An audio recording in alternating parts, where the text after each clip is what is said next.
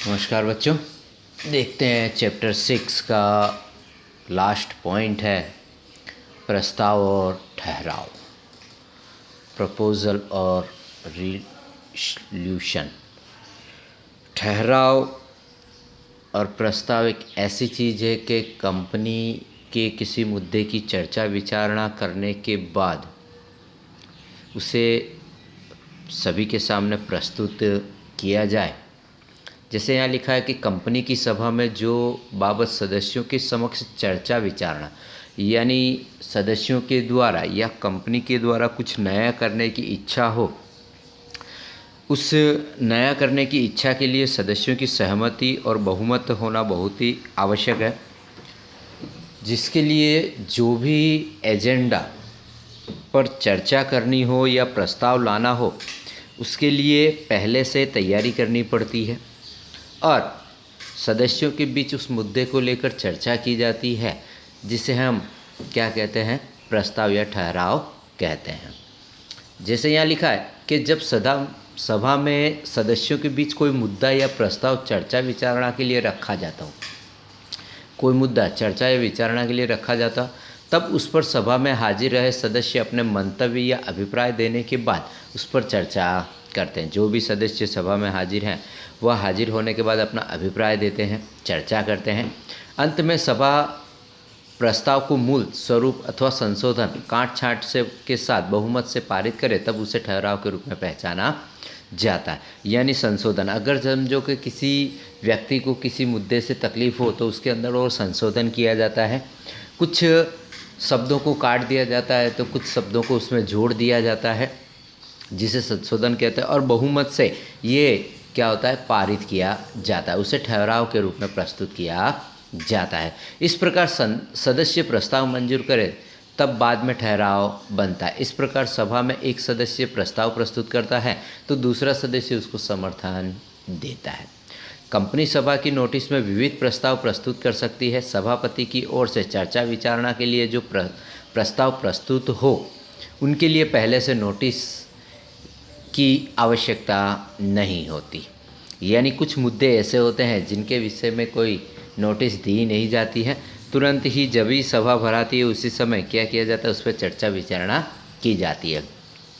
अब लिखा है कि प्रस्ताव में संशोधन, तो कंपनी की सभा में जो प्रस्ताव प्रस्तुत किए जाएं उसमें परिवर्तन और संशोधन किया जा सकता है। यानी जो भी प्रस्ताव प्रस्तुत करते हैं, जैसे कि वर्तमान समय में अभी न्यूज़ पर आप लोग देख रहे होंगे कि किसान आंदोलन चल रहा है। उस किसान आंदोलन के तहत किसानों को सरकार के द्वारा कुछ जो मुद्दे हैं वो उन्हें मंजूर नहीं है, जिसके कारण किसान नाराज़ हैं और किसान क्या करना चाहते हैं, अपनी बात रखवाना चाहते हैं। यानी अभी जो चर्चाएं हो रही, उन चर्चाओं के अनुसार उन्हें ऐसा है कि इन मुद्दों के अंदर संशोधन किया जाए और कुछ अलग किया जाए। तो इसी तरह से यहाँ पर क्या होता है, प्रस्ताव में संशोधन, यानी कंपनी के सदस्य जब हाजिर होते हैं तो किसी न किसी शब्द को लेकर या किसी वाक्य को लेकर किसी प्रकार की परेशानी हो तो उन्हें बदलने के लिए क्या किया जाता है, संशोधन किया जाता है। जैसे संशोधन के अंदर कौन सी चीज़ें की जाती है, इसके अंदर लिखा हुआ है कि कोई शब्द को जोड़ा जाए। दूसरा है कोई शब्द या वाक्य को निकाल दिया जाए। कोई शब्द को जोड़ा जा सकता है तो नया वाक्य या शब्द को जोड़ा जा सकता है। वाक्य या शब्द का क्रम बदला जा सकता है। कुछ ऐसी शब्द होते हैं जिनका मीनिंग बदलता है तो उनके क्रम को भी बदला जा सकता है। कोई शब्द फिर से लिखा जा सकता है। शब्द समूह का स्थान बदला जाए। शब्द समूह का यानी जो बड़ा शब्द है उसे छोटे में लिखा जाए पर उसके स्थान पर कुछ ऐसा शब्द लिखा जाए जिसमें किसी को कोई परेशानी ना हो, किसी को कोई गलतफहमी ना हो। तो इस तरह से संशोधन किया जाता है। यह कार्य सभा की कार्यवाही के दौरान होता है। यहाँ एक बार हुए संशोधन को सभा में सहमति बिना बदला नहीं जा सकता है। यानी जब तक सहमति प्रस्ताव सदस्यों के सामने लाया जाता है, उसके बाद चर्चा विचारणा की जाती है और जब सहमति होती है तभी उसके अंदर क्या किया जा सकता है, शब्दों को या वाक्यों को बदला जा सकता है। यहाँ पर विशेष महत्वपूर्ण बात यह है कि प्रस्ताव में संशोधन मूल प्रस्ताव के साथ सुसंगत होना चाहिए, मूल प्रस्ताव को बदल दे या उसके विपरीत प्रस्तुत करे वैसा नहीं होना चाहिए। यानी शब्दों को बदला जा सकता है परंतु उसके विपरीत विरोध में कोई भी चीज़ लिखी जा सकती नहीं है। उसे हम क्या कहते हैं? प्रस्ताव में संशोधन कहते हैं। अब ठहराव के दो प्रकार हैं, एक सामान्य ठहराव तो दूसरा है विशेष ठहराव। तो सामान्य ठहराव क्या होता है? तो कंपनी की सभा में साधारण बहुमत से जो पारित किया जाए उसे सामान्य ठहराव कहते हैं। साधारण बहुमत यानी लगभग 51% भी अगर हो तो उसे हम क्या कहते हैं? बहुमति से पसार हो चुका है ऐसा कहा जा सकता है। तो सामान्य ठहराव अर्थात यहाँ लिखा है कि कंपनी कानून के अनुसार नोटिस दी गई हो, हाथ प्रदर्शन आवाज़ द्वारा या इलेक्ट्रिक यंत्र द्वारा मतदान कर पास किया गया हो, यदि ज़रूरत हो तो सभा के अध्यक्ष या निर्णायक का मत समावेश किया गया, यानी पक्ष और विपक्ष में अगर समान मत हो तो क्या किया जाएगा? जो भी सभापति है, चेयरपर्सन है, उनके द्वारा क्या किया जाएगा? मत दिया जाएगा। उसका सामान्य ठहराव में होता है। सदस्य मतदान करे अथवा प्रॉक्सी द्वारा अथवा डाक द्वारा मत देकर सामान्य ठहराव पारित होता है।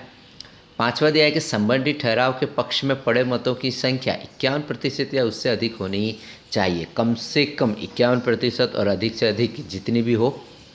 इस रीति से पारित हुए ठहराव को सामान्य ठहराव के रूप में पहचाना जाता है। सामान्य ठहराव को रजिस्ट्रार के पास पंजीयन कराना अनिवार्य नहीं है। इसके बाद लिखा है कि निम्नलिखित उद्देश्यों के लिए सामान्य ठहराव किया जाता है, जैसे कि कंपनी के वार्षिक हिसाब या संचालकों को रिपोर्ट स्वीकार करने के लिए। कंपनी के वार्षिक हिसाब, पूरे वर्ष का हिसाब संचालकों को देने के लिए सामान्य ठहराव प्रस्तुत किया जाता है, संचालकों को रिपोर्ट स्वीकार करने के लिए। नंबर 2 है केंद्र सरकार ने पूर्व मंजूरी से कंपनी के नाम में परिवर्तन करना, यानी अगर कंपनी के नाम में अगर किसी भी तरह का परिवर्तन करना हो तो केंद्र सरकार से उसकी मंजूरी लेनी पड़ती है, तभी हम नाम बदल सकते हैं। इसीलिए कितने ही कंपनियां, ऐसी बड़ी बड़ी कंपनियां होती हैं जिसके मालिक बदलते हैं पर वो कंपनी का नाम नहीं बदलते, क्योंकि बहुत सारी प्रोसेस करनी पड़ती है। उस प्रोसेस के अंदर बहुत समय लगता है। केंद्र सरकार के द्वारा मंजूरी दी जाए उसी के बाद उसका नाम बदला जा सकता है। इसीलिए मालिक चाहे बदलते रहते हैं पर नाम बदला जा सकता नहीं है। इसके बाद है नंबर 3 है कंपनी के विज्ञापन पत्र में लिखी कोई करार की शर्तों में परिवर्तन। विज्ञापन पत्र में अगर कोई शर्तें या करार लिखो तो उसके अंदर परिवर्तन करने के लिए सामान्य ठहराव किया जाता है। नंबर 4 है कंपनी के संचालकों का चुनाव। कंपनी के संचालकों का चुनाव भी इसी सभा में होती है। नंबर 5 है सिफारिश किए डिविडेंड की घोषणा। सिफारिश किए डिविडेंड यानी कंपनी को जो लाभ प्राप्त हुआ है उस लाभ में से संचालकों के द्वारा सिफारिश की गई हो ऐसे डिविडेंड की घोषणा भी इस सामान्य सभा में होती है। नंबर 6 है कंपनी ऑडिटर की नियुक्ति या पारिश्रमिक निश्चित करना। कंपनी ऑडिटर यानी कंपनी के हिसाब किताब का जो व्यक्ति ऑडिट करता, ऑडिट का मतलब है सीए के द्वारा ये सारी चीज़ें ऑडिट की जाती है, तो उसकी नियुक्ति करना और उसे कितना वेतन देना है, वार्षिक देना या मंथली देना, वो निश्चित करने के लिए सामान्य ठहराव किया जाता है। नंबर 7 है संचालकों की निवृत्ति के बाद आए संचालकों की पुनः नियुक्ति करना। अगर संचालक निवृत्त हो चुका है तो हम लोगों ने आगे देखा था कि सदस्य जो होते हैं वो कम से कम 2 बार क्या कर सकते हैं, कंपनी के सदस्य बन सकते हैं। तो अगर संचालक अगर नियुक्त यानी निवृत्त हो चुका है, अगर उसके बाद उस संचालक को पुनः नियुक्ति करना हो तो सामान्य ठहराव के अंदर क्या किया जाता है, प्रस्तुत किया जाता है और वहीं से निर्णय लिया जाता है।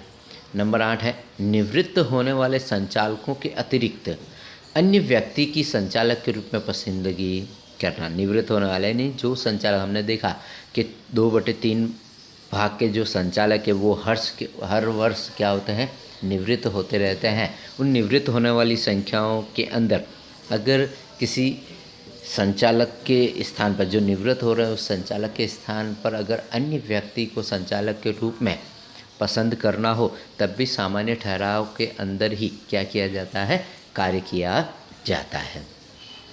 अब देखते हैं विशेष ठहराव। विशेष ठहराव कंपनी कानून और नियमन पत्र के अनुसार सदस्यों को योग्य ढंग से नोटिस दी होनी चाहिए। यानी अगर विशेष ठहराव लाना हो तो कंपनी की जो भी सभा होती हो, चाहे संचालक की सभा हो चाहे फिर दूसरी सभा हो, तो जो भी सभा हो उस सभा के अंदर जितने भी सदस्य हैं उनको नोटिस देना चाहिए, बराबर। यानी सामान्य ठहराव के लिए कोई नोटिस देने की ज़रूरत नहीं होती, बल्कि विशेष ठहराव में नोटिस देने की ज़रूरत है। नंबर 2 है, सामान्य सभा की नोटिस किसी बाबत के ठहराव को विशेष ठहराव के रूप में मानने के संबंध में स्पष्ट की जानी चाहिए। सामान्य सभा में जो नोटिस दी गई है वो सामान्य ठहराव के स्थान पर विशेष ठहराव माने, इस तरह से स्पष्ट वहाँ पर लिखा हुआ होना चाहिए। नंबर 3 है, विशेष ठहराव के पक्ष में कम से कम 75% सदस्यों का मत आवश्यक है। सामान्य ठहराव में हम लोगों ने देखा था कि कम से कम 51 और उससे ज़्यादा कितने भी हो सकते हैं, जबकि विशेष ठहराव के अंदर कम से कम 75% सदस्यों का मत आवश्यक है।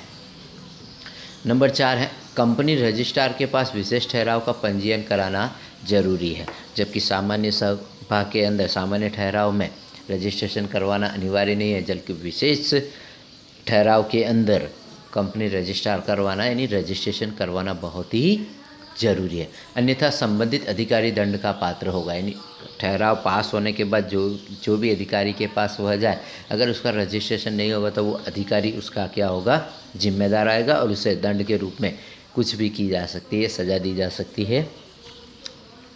उसके बाद इसका उद्देश्य क्या है, सामान्य ठहराव के क्या उद्देश्य हैं, तो केंद्र सरकार की पूर्व मंजूरी से कंपनी के नाम या उद्देश्य की कलम में परिवर्तन के लिए, यानी सामान्य ठहराव में हम कंपनी के नाम में परिवर्तन नहीं कर सकते, बल्कि अगर कंपनी का नाम परिवर्तन करना है तो विशेष ठहराव प्रस्तुत करना पड़ता है, तो उसकी कलम में परिवर्तन करने के लिए होता है। नंबर 2 है, कंपनी के नियमन पत्र में परिवर्तन करने के लिए। नंबर 3 है, कंपनी की रजिस्टर्ड ऑफिस एक राज्य में से दूसरे राज्य पे ले जाने के लिए। हम लोगों ने पहले ही देखा था कि रजिस्टर्ड जो ऑफिस होती है, कंपनी की जो मुख्य ऑफिस होती है, वो एक स्थान से दूसरे स्थान पर यानी एक स्टेट से दूसरे स्टेट पर ले जानी हो तब भी विशेष ठहराव प्रस्तुत करना पड़ता है। नंबर 4 है, ट्रिब्यूनल यानी अदालत की स्वीकृति के अधीन कंपनी के मेमोरेंडम में परिवर्तन करने के लिए, कंपनी के उद्देश्यों के अंदर परिवर्तन करने के लिए भी क्या कर सकते हैं, हम विशेष ठहराव प्रस्तुत कर सकते हैं।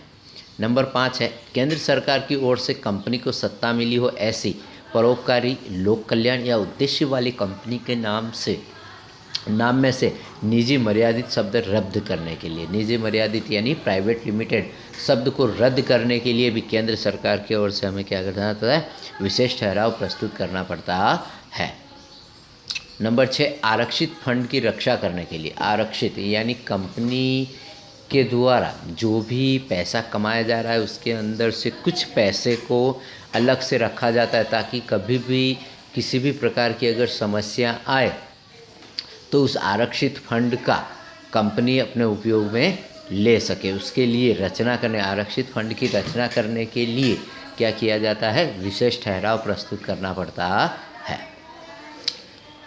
नंबर 7 है, अंश पूंजी में कमी करना, अंश पूंजी में यानी जो अंश बेचे जा रहे हैं उस पूंजी में कमी करना हो। अंशधारकों के अधिकारों में परिवर्तन करना, अंशधारकों के अधिकार को बढ़ाना या कम करना हो तब भी विशेष ठहराव प्रस्तुत करना पड़ता है। कंपनी के संचालक को लाभप्रद पद धारण करने के लिए, संचालक को लाभ पद यानी जहाँ से ज़्यादा लाभ होता हो ऐसे स्थान को धारण करने के लिए भी विशेष ठहराव किया जाता है। नंबर 9 है, कंपनी के प्रबंध की जांच करने के लिए अधिकारी नियुक्त करना, प्रबंध यानी देखरेख करने के लिए किसी भी संचालक की नियुक्ति करने के लिए भी विशेष ठहराव किया जाता है। नंबर 10 है, कंपनी में से प्रबंधकीय संचालक को दूर करने के लिए, एक बार नियुक्ति करने के लिए भी विशेष ठहराव तो उसे हटाने के लिए भी विशेष ठहराव किया जाता है। नंबर 11 है, ट्रिब्यूनल द्वारा कंपनी का विसर्जन, ट्रिब्यूनल यानी अदालत की विशेष कार्यवाही के द्वारा कंपनी का विसर्जन करने के लिए भी विशेष प्रकार का ठहराव प्रस्तुत किया जाता है। लास्ट चैप्टर के अंदर हम लोग कंपनी का विसर्जन देखेंगे कि किस तरह से कंपनी के विसर्जन किए जा सकते हैं। अब देखते हैं अंतर, सामान्य ठहराव और विशेष ठहराव के बीच क्या अंतर है। तो पहला अर्थ देखते हैं कि कंपनी की सभा में सामान्य ठहराव बहुमत 51% से पारित किया जाता है, जबकि विशेष ठहराव के लिए 75% बहुमत से पारित किया जा सकता है। सामान्य ठहराव का उद्देश्य क्या है? तो कंपनी के वार्षिक हिसाब मंजूर करना, डिविडेंड की सिफारिश मंजूर करना, संचालक ऑडिटर की नियुक्ति करना, पारिश्रमिक, वेतन आदि कार्यों के लिए सामान्य ठहराव पारित किया जाता है। जबकि विशेष ठहराव के अंदर कंपनी के नियमन पत्र, आवेदन पत्र में जरूरी परिवर्तन करना, नियमन पत्र और आवेदन पत्र में जरूरी परिवर्तन करना हो, कंपनी के विसर्जन की कार्यवाही के लिए लिक्विडेटर की नियुक्ति आदि महत्वपूर्ण कार्य करना के लिए खास ठहराव प्रस्तुत किया जाता है। लिक्विडेटर जो शब्द हैं उसे हम लोग चैप्टर नंबर 7 के अंदर देखेंगे कि कंपनी के विसर्जन करने के लिए इस व्यक्ति के द्वारा क्या कार्यवाही की जाती है। इसका जो नियुक्ति है वो कोर्ट के द्वारा की जाती है। ठीक है। नंबर 3 है आवश्यकता। तो सामान्य ठहराव की क्यों आवश्यकता होती? तो रोज़ बरोज़ के कार्यों के लिए सामान्य ठहराव की आवश्यकता होती है, जबकि महत्वपूर्ण नीति विषयक कार्यों और निर्णयों के लिए विशेष ठहराव की आवश्यकताएं होती है। नंबर 4 है नोटिस। सामान्य ठहराव संबंधी नोटिस में उल्लेख करना जरूरी नहीं है। सामान्य ठहराव के अंदर नोटिस का उल्लेख करना जरूरी नहीं, जबकि विशेष ठहराव के संबंध में नोटिस में उल्लेख करना बहुत ही जरूरी है। नंबर 5 है सामान्य ठहराव का कंपनी रजिस्ट्रार के पास पंजीयन कराना जरूरी नहीं, यानी रजिस्ट्रेशन करवाना जरूरी नहीं है। जबकि विशेष ठहराव के अंदर अगर किसी भी प्रकार का निर्णय लिया गया हो तो उसका रजिस्ट्रेशन करवाना बहुत ही आवश्यक होता है, जरूरी होता है। नंबर 3 है संचालक मंडल की सभा में ठहराव। सामान्य सभा, सामान्य ठहराव, विशेष ठहराव के बाद अंतिम है संचालक मंडल की सभा में ठहराव। कंपनी के संचालक मंडल के सभी ठहरावों को सामान्य ठहराव के रूप में माना जाता है। ऐसे ठहराव अधिकतर कंपनी के वकील, कानूनी सलाहकार पहले से ही तैयार करके रखते हैं। ऐसा ठहराव साधारण बहुमत से पारित किया जा सकता है। साधारण यानी 50% बहुमत से भी इसे पारित किया जा सकता है। ज़्यादा में विशेष बहुमत की आवश्यकता हो तब उसके अनुसार ठहराव पारित किया जाए। अगर कुछ ऐसा कार्य हो जिसके अंदर विशेष प्रकार का ठहराव हो तो विशेष ठहराव के अंदर उसे ले जाकर क्या किया जा सकता है? प्रस्तुत किया जा सकता है, पारित किया जा सकता है।